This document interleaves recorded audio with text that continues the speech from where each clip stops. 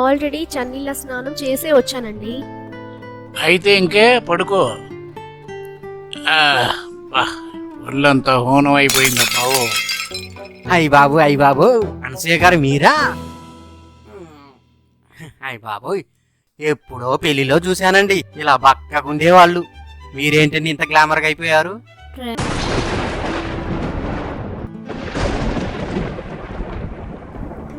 నీ మీద నాకు ఇదయ్యో అందం దాచలేను పదయ్యో గిజిగాడికి చల్లాయి చలిగాలికి చాయి చేయించ తొలి మర్యాద. నీ మీద నాకు ఇదయ్యో అందం దాచలేను పదయ్యో.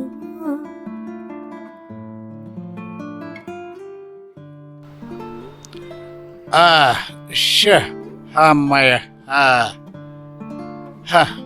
ఈ సేల్స్ మ్యాన్ ఉద్యోగం ఏంటో కానీ గాడిదలా తిరగాల్సి వస్తుంది.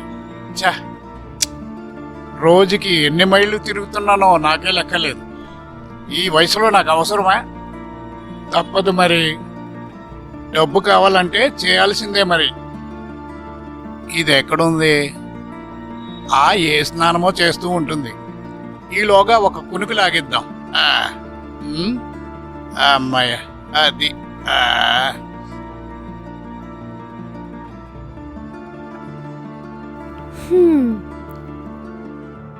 మళ్ళీ ముసుగేసేశాడు. ప్రతిరోజు ఇదే పరిస్థితి. ఇలాంటి మొగుణ్ణి పెట్టుకొని కాపురం చేస్తున్నాను. కర్మ. ఏమండి లింగం గారు లేవండి. లింగం గారు మిమ్మల్ని. అయ్యోయ్, ఏంటి నడుము పట్టుకుని లేవండి. అబ్బో అమ్మా బాబా.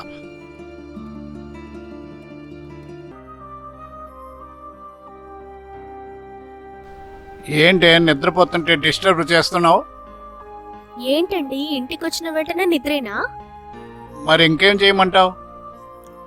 ఏం చేయాలో కూడా నేనే చెప్పాలా? అయితే చెప్పు మరి. ఏమండి, ఇక్కడ ఇంట్లో ఒక ఆడతుంది. మీకోసం పొద్దుటి నుంచి ఎదురు చూస్తుంది. ఆవిడకేవో కోరికలుంటాయి అనే జ్ఞానం లేదా మీకు? ఇదిగో చూడు, ఇంతకు ముందే నేను గానుగెద్దులా తిరిగి వచ్చాను. నన్ను విసిగించుకో. అలా అనకండి. నా జీవితం ఏమైపోవాలి?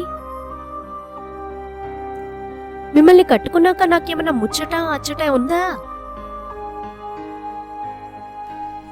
పెళ్ళైన కొత్తలో చూపించాను కదే ట్యాంక్ అది, నువ్వు గోల్కొండ చూపించాను, చార్మినార్ చూపించాను.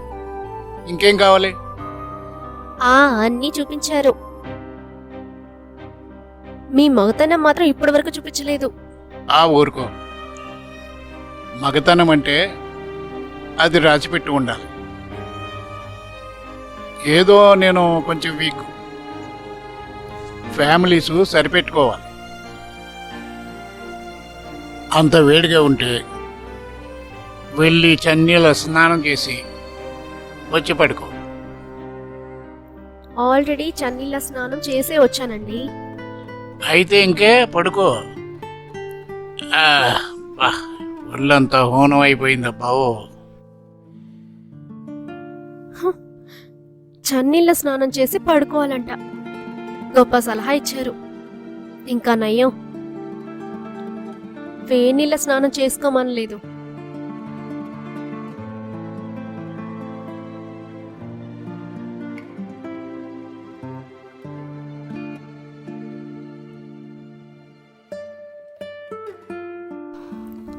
నా జీవితం ఇంకా ఇలాగే అవుతేమో. నా జీవితం ఇక అడవి కాచిన వెన్నెల, బూడిదలో పోసిన పన్నీరు. ఇదిగో నా మొగుడు చూడటానికి మాత్రం దుక్కలా ఉన్నాడు. ఏం లాభం? ఒక అచ్చట లేదు, ముచ్చట లేదు. పెళ్ళైన దగ్గర నుంచి ఇదే తంతు. పోనీ తెగించి ఇంకేమైనా చేద్దామంటే ఈ కుటుంబాలు, పరువు, సాంప్రదాయం నాలాంటి ఆడది తెగించాలంటే అమ్మో ఇంకేమైనా ఉందా, రకరకాల ముద్రలు వేస్తారు. అందుకే కోరికలు చంపుకొని ఇలా జీవోత్సవంలా బతుకుతున్నాను. ఎప్పుడు నా జీవితంలోకి మంచి రోజులు వస్తాయో తెలీదు. తప్పదు.